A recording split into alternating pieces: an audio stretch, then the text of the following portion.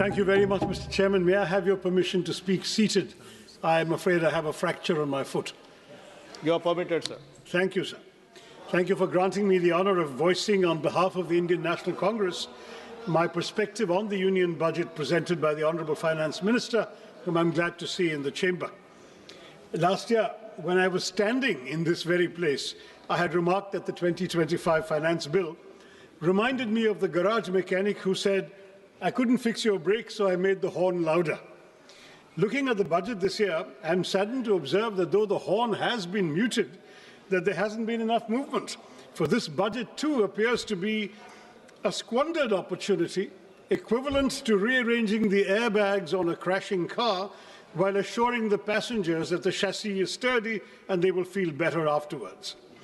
This budget is praise for prudence, but prudence without vision or fairness is hollow. It ignores unemployment, it ignores rising living costs, and it ignores inequality, offering little to address the real struggles and aspirations of the Aam Aadmi. The government speaks endlessly of welfare, but its spending tells a very different story. Behind flashy announcements like chronic underutilization and administrative failure. Media reports show that of over 5 lakh crore budgeted for 53 major welfare and infrastructure schemes last year, barely 41% was spent in the first 9 months of the fiscal year. Take the Jal Jeevan Mission, allotted 67,000 crores, it managed to spend an astonishingly low 31 crores in 9 months. The much-touted PM Schools for Rising India scheme spent only 473 crores out of 7,500. More shocking of all, the Pradhan Mantri Anusuchit Jati Abhyudaya Yojana, meant for the socio-economic upliftment of scheduled castes, utilized out of 2,140 crores, merely 40 crores. This is not governance, Mr. Chairman. This is headline management. Where promises are loud, like that horn, budgets are grand, but delivery is conspicuously absent. The budget this year has landed with a thud, not because of what it contains, but because of what it omits.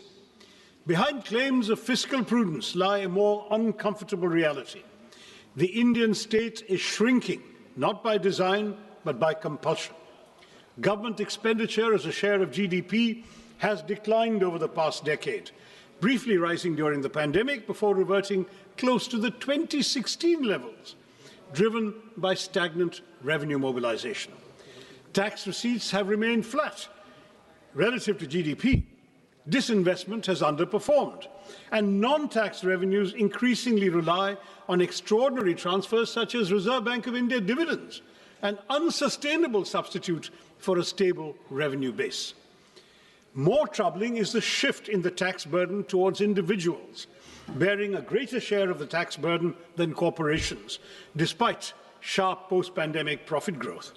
To elaborate further, in fiscal year 2017, corporate taxes were 3.2% of GDP, personal income tax was 2.3% of GDP. In fiscal year 27, that is 10 years later, they are projected to be 3.1% for corporates and 3.7% for personal income tax of individuals. So your revenue is coming disproportionately from the individual taxpayers. Fiscal consolidation since COVID has been achieved largely through expenditure compression, presenting necessity as virtue and compulsion as choice. Within these constraints, the government has relied on low-cost measures such as tax simplification and targeted incentives, but the budget offers no credible medium-term framework linking spending to employment and productivity. Capital expenditure is emphasized, yet weak demand, stagnant wages, high youth unemployment, compressed welfare spending, and inadequate devolution to states all persist, leaving India fiscally disciplined but developmentally constrained, without the revenue capacity or strategic clarity to deliver real economic security for the Aam Aadmi. This is why, Mr. Chairman, this is what I call an underwhelming budget. Now let me look at specific sectors. M.S. Swaminathan had famously said, if agriculture goes wrong, nothing else will have a chance to go right. And this, I believe, is as good a starting point as any.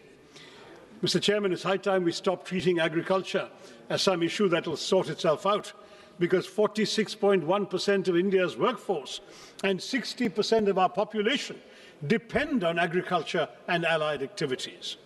Despite agriculture contributing 16 to 17% of GDP, it receives only 3% of this union budget, 1.62 lakh crore, which is a 5.1% cut from last year's 1.71 lakh crore.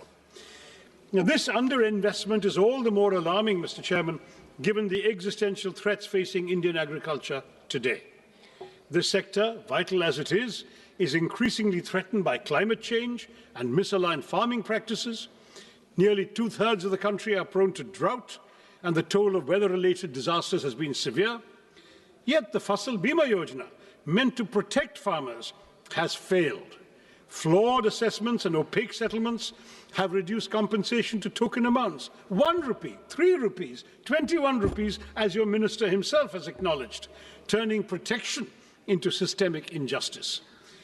Matters are worsened by cuts that leave the scheme at its lowest budget allocation in 8 years, fueling fears that new initiatives will repeat a familiar cycle of announcement without commitment, as seen last year when Gradley announced missions on cotton technology, pulses, vegetables, fruits, and hybrid seeds, all quietly faded with zero funding in the revised estimates.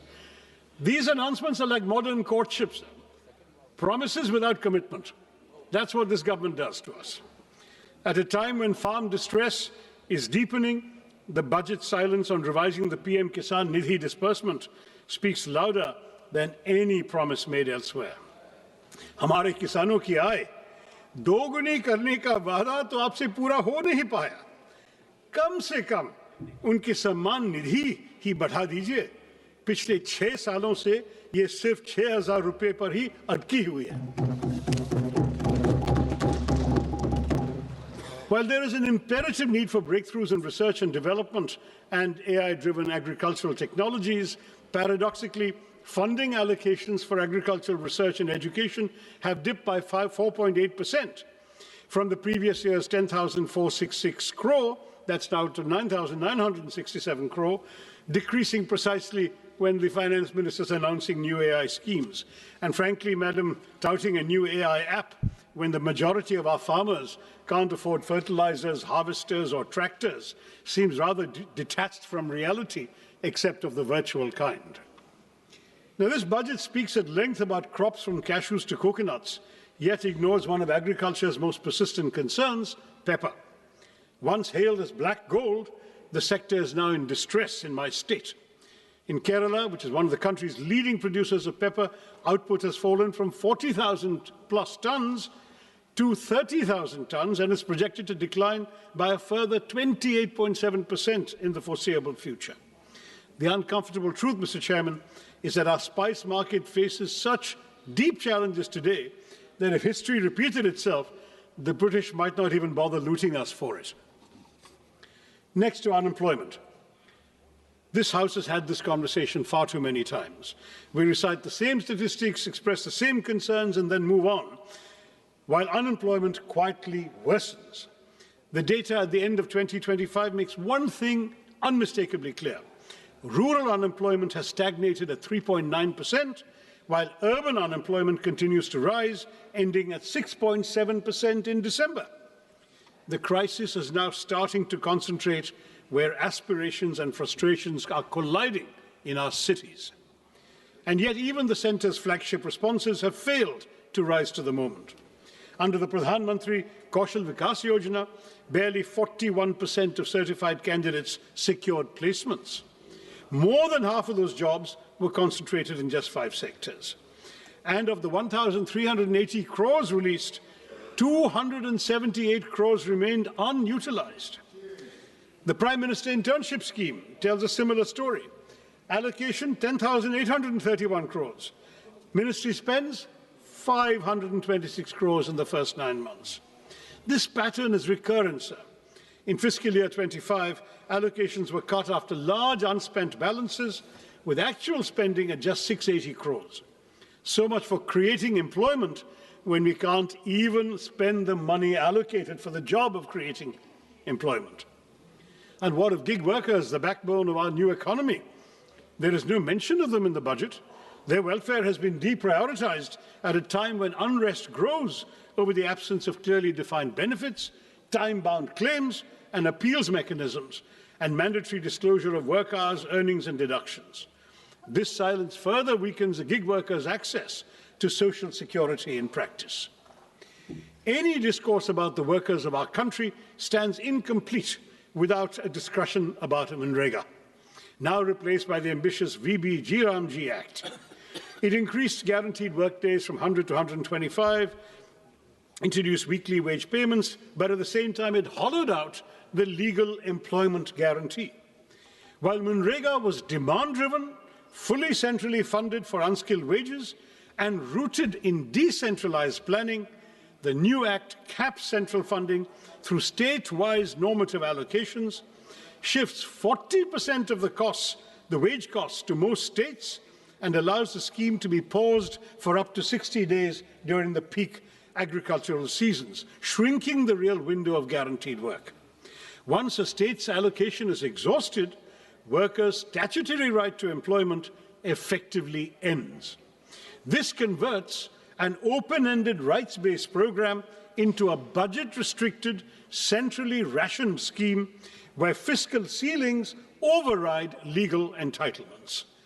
The VB-G scheme received a massive allocation of 95,000 crores in this budget, yet it has a major overlooked flaw that also needs to be addressed as soon as possible, Madam Minister.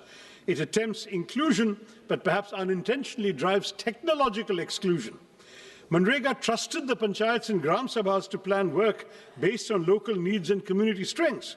But the G Act mandates dashboards with GIS tools, PM Gati Shakti layers, central digital stacks. Local priorities are filtered through a Viksit Bharat National Rural Infrastructure Stack, making biometrics, geotagging, dashboards and AI audits statutory requirements. Thus, for millions of tech workers, rural workers, one tech failure will mean exclusion without appeal and work without skill considerations. Now, when you have millions struggling to find work, Mr. Chairman, the least the government can do is to ensure that they move freely across the country to seek opportunities.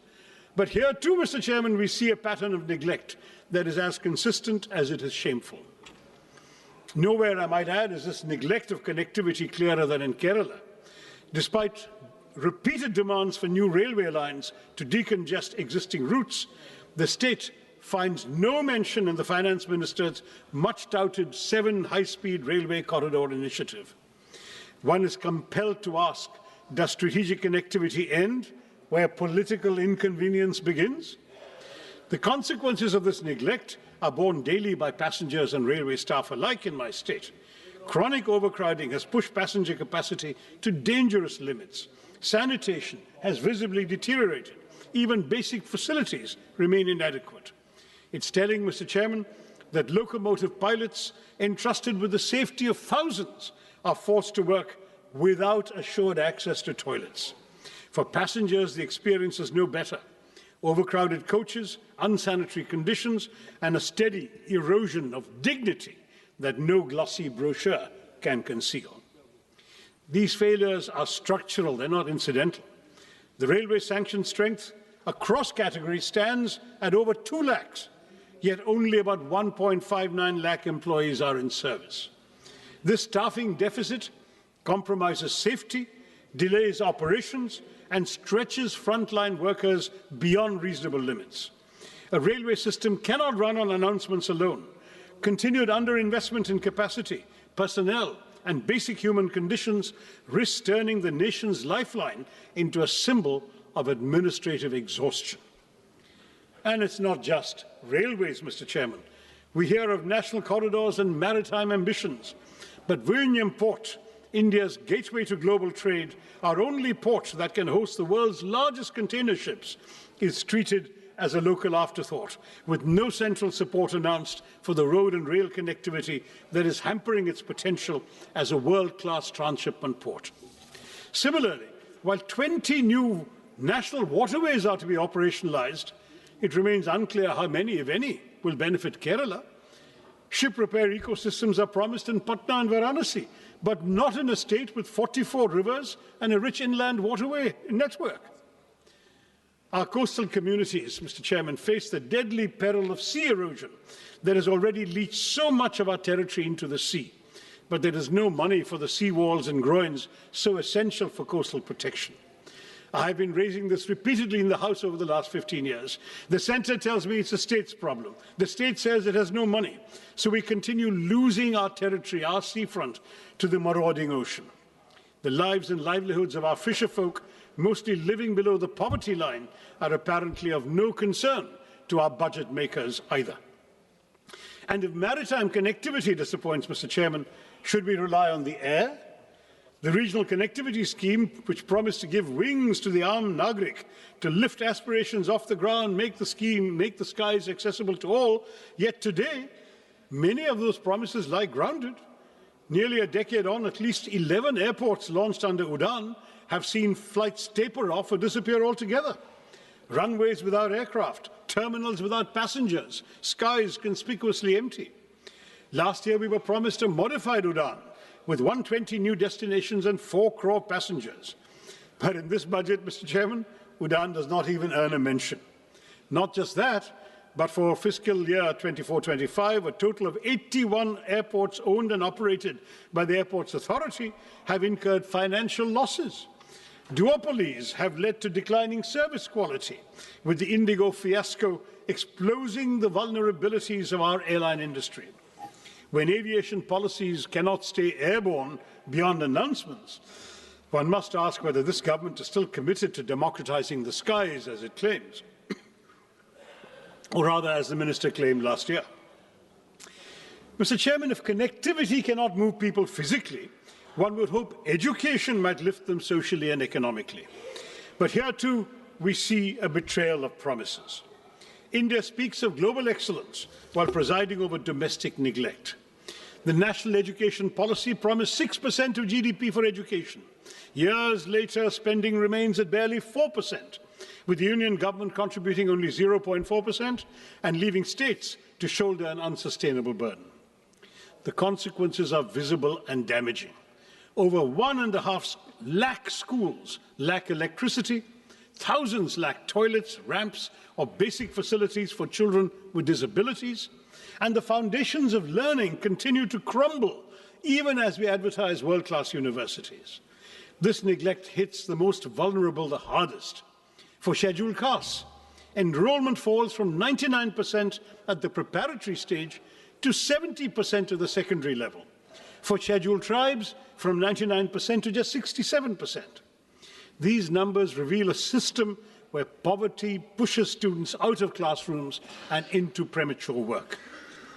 We are told artificial intelligence will shape our future, yet only 52% of government schools have functional computers, just 58% have internet access. Where is artificial intelligence going to come to these schools? Technology without access is not transformation, Madam Minister. It is exclusion by design. Continued underfunding paired with grand promises will not uplift our children. It will mortgage India's future at a discount. Mr. Chairman, if education is one pillar of development the government should care about, health is surely the other. Budgets may speak in numbers, but nations are built in flesh and blood. And any budget serious about India's economic potential must invest in human capital, because healthcare is not charity, it is foresight. Yet public health spending remains below 2% of GDP, missing even the government's own promise of 2.5% after COVID. An allocation of over 1 lakh crore to the health ministry may sound impressive, but ambition must be measured in proportion, not in numbers. The consequences are now visible beyond government hospitals. Since 2019, over 600 private hospitals have exited the Ayushman Bharat Jan Arogya Yojana, revealing the fragility of coverage without delivery. Insurance that arrives late is merely distress deferred. Meanwhile, the fundamental determinants of health, clean air, safe water, nutritious food, and mental well-being continue to deteriorate even as disputes rise and mental health indicators worsen. A nation that seeks economic greatness cannot afford to economize on the health of its people. While you propose, Madam, exempting 7 additional rare disease drugs from import duties, your centres of excellence for rare diseases are few, unevenly distributed, and unable to utilize even the insufficient funds allocated, leaving thousands of patients to die every year for lack of treatment. And nowhere is this pattern of neglect more glaring than in the case of the long-promised AIMS in Kerala. First year of the NDA government, the promise was announced. The promise still remains unrealized. A state with one of the strongest public health records in the country continues to wait, while this budget, like its predecessors, offers neither clarity, nor timelines, nor urgency. 22 AIMS have been sanctioned across India, Mr. Chairman, but when it comes to Kerala, the silence is deafening. And AIMS that is not even a dot on a map is not institution building, it is institutional disregard. Kerala does not lack need, capacity or credibility. What it lacks, it seems, is visibility in this government's priorities. Why, Mr. Chairman, is Kerala invisible to this government? I'd like to know. Equally telling is the silence on air pollution. After months of public outrage and choking headlines, the Finance Minister's speech found space for everything except the air we breathe. The National Clean Air Programme still runs on 2009 standards, weaker than the WHO's PM 2.5 norms, even as pollution control funding has been cut from 1,300 crores to 1,091 crores this year. A budget that saves on rupees but ignores the air its citizens breathe reduces development to bad arithmetic, not good progress. Mr. Chairman, the announcement of 3 new National Institutes of Pharmaceutical Education and Research, or NIPA, raises a troubling question of balance and intent once again. I'm sorry to return to my state, but Kerala, despite one of the country's strongest public health ecosystems and a proven record in healthcare delivery, once again went unaddressed, even as NIPAs are concentrated and clustered in northern and eastern India, and a single institute in Hyderabad is expected to serve the entire south. This imbalance is not new. I flagged it 2 years ago when I was chairman of the Standing Committee on Chemicals and Fertilizers. At a time when over 60% of India's 8,500 MSME drug units lack support to adopt even good manufacturing practices, such skewed institutional allocation risks shrinking rather than strengthening our manufacturing base. It also does little to reduce our dependence on China for nearly 2/3 of key active pharmaceutical ingredients, or to correct India's anemic R&D investment of just 0.64% of GDP, with even large pharma firms spending under 1% of net sales on their research. The result is predictable: limited innovation, continued reliance on low-cost biosimilars, and life-saving biologics priced far beyond the reach of most Indians, where public health spending remains so much below the GDP target of 2.5%. Without correcting regional imbalance and backing institutions with serious R&D support, this NIPA initiative risks sounding visionary while delivering exclusion. Now, all of these shortcomings in the sectors I've surveyed, in infrastructure, education, healthcare, might have been bearable if at least the economic burden were distributed equitably. But as per the UNDP Inequality-Adjusted Human Development Index, India ranks the lowest of all BRICS countries at 130. The silent shock absorbers of this economy are the middle class. They are now cracking under the strain. The symbols of success we see today, smartphones, cars, lifestyle assets, are only sustained by EMIs, Mr. Chairman, for the middle class, leaving the Aam Aadmi little room for health insurance, for savings or medical emergencies. Credit cards are once a luxury or a convenience. They've now become a lifeline. Defaults rose 28% last year to 6,742 crore rupees, not because Indian households are reckless, but because they're running out of room to breathe. With 2.9 lakh crore rupees in outstanding dues and 10.5 crore cards in circulation, borrowing has become the price of staying afloat. Even as households struggle, the tax burden has quietly shifted onto them. Personal income tax now contributes over half of all direct taxes, while the corporate share declines, as I mentioned earlier. And while last year's budget at least acknowledged middle-class housing stress through the Swami Fund, this budget offers only silence. Inflation may look subdued on paper, but for citizens, the cost of living has merely been shifted. When the state fails to provide clean air, safe water, and uncontaminated food, households are forced to buy privately what should be public goods: air purifiers, water filters, basic safeguards. This burden is unequal, Mr. Chairman. The privileged can protect themselves, while the poor remain exposed. A nation cannot grow by exhausting the very people who sustain it. The Aam Aadmi, who are financing this government, are being sent deeply troubling signals on taxation. A one-time concession allowing special economic zone manufacturing units to sell domestically at reduced duties is little more than tokenism when the SEZ ecosystem itself is collapsing, with hundreds of zones shut and employment in free fall. More disturbing still is the withdrawal of income tax exemption on disability pensions for defence personnel. This move weakens social protection for disabled veterans who have risked their lives for our country and draws an indefensible line between service-related disabilities and abdication of the state's moral duty to those who have made such sacrifices for the nation. Now, I'd like to acknowledge that amid this disaster and disorder, there has been some measure of fiscal discipline. The fiscal deficit has edged down from 4.5% to 4.4%. Minister speaks of a further reduction to 4.3%, and that sounds reassuring on paper. But I've been in this House long enough, Mr. Chairman, to remember when her predecessor, the late Arun Jaitley, as Finance Minister, set a target of 3.5%. We're nowhere near that benchmark today, yet we seem eager to applaud for settling at a much higher number.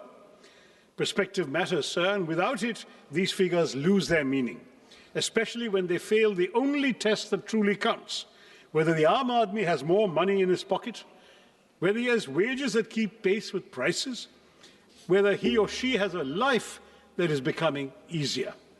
Fiscal prudence cannot be celebrated in isolation when household budgets remain under strain and economic security is elusive for millions. In this budget, the Union government has once again doubled down on an infrastructure-led growth strategy, raising capital expenditure to 12.2 lakh crores on the assumption that public capex will crowd in private investment and generate jobs. But this promise has yet to materialize. In fact, it hasn't materialized at all during this government's tenure.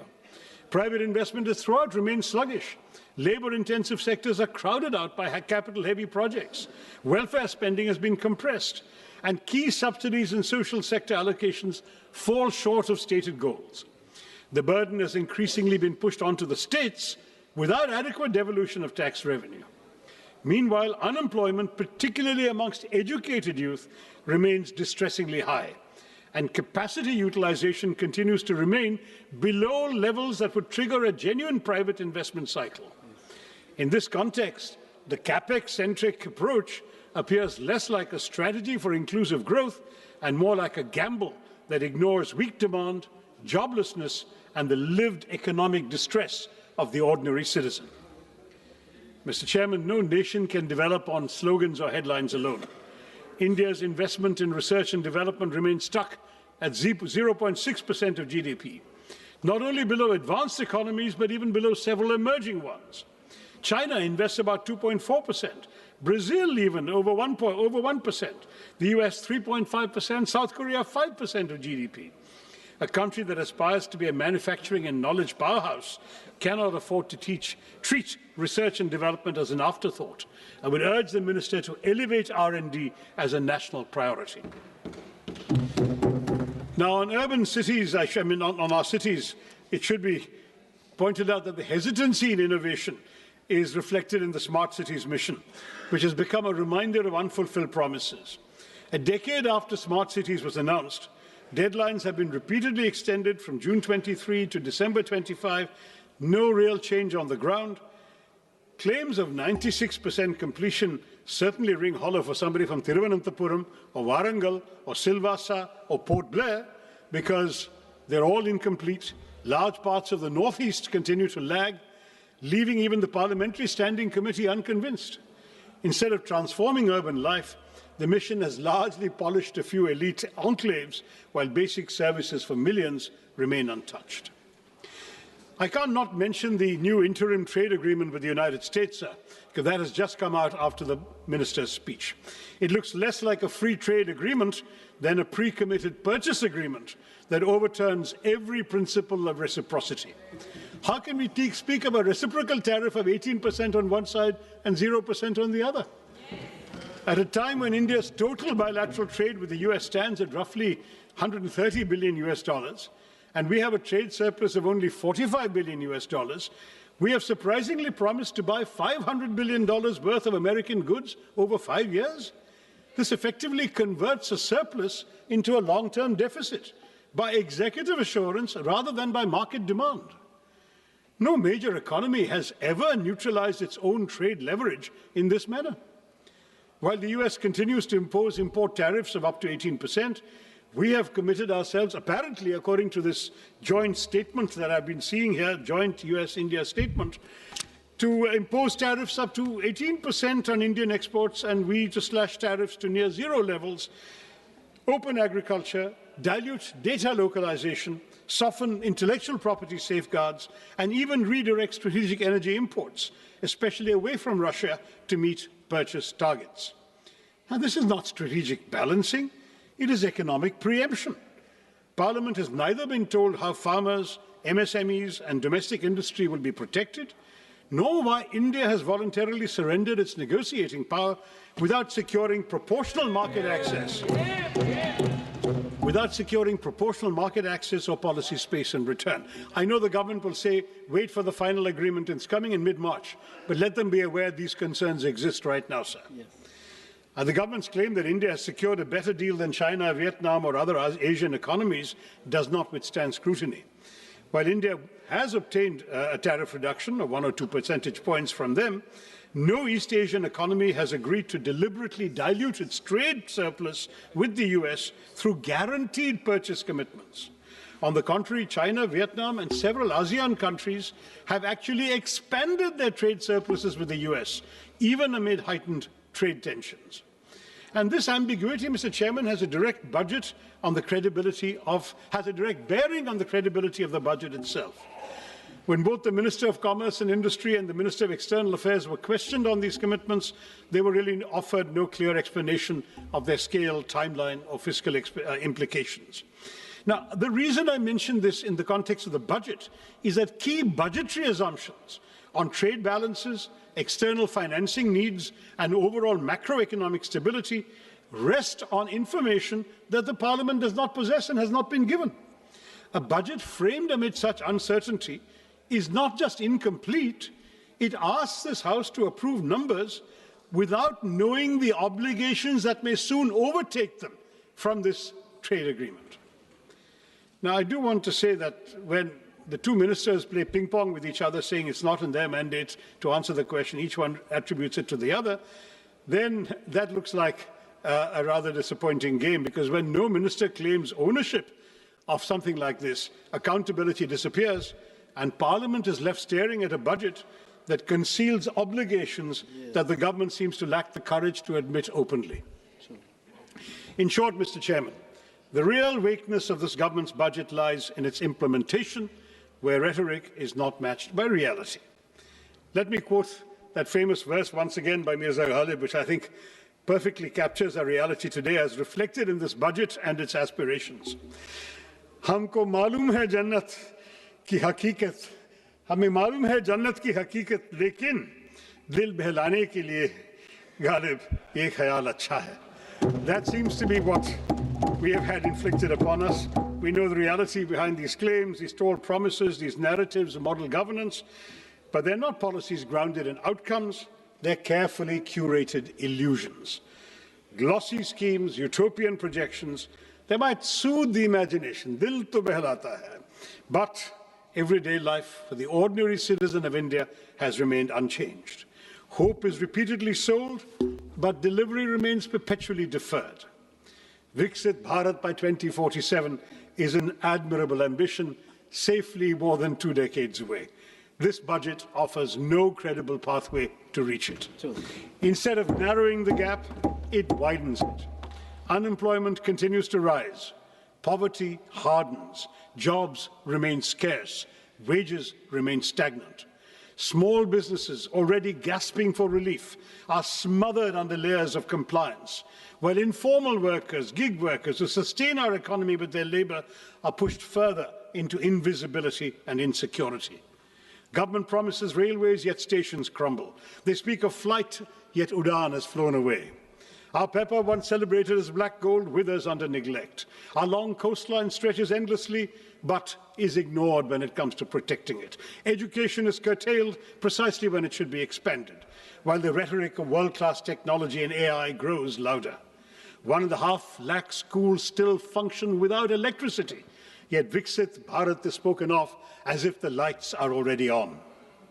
When vision is severed from reality, it ceases to be aspiration and becomes merely an illusion. A truly Viksit Bharat will not be built on slogans, Mr. Chairman, not built on speeches or symbolism, but on delivery that reaches the last citizen of India.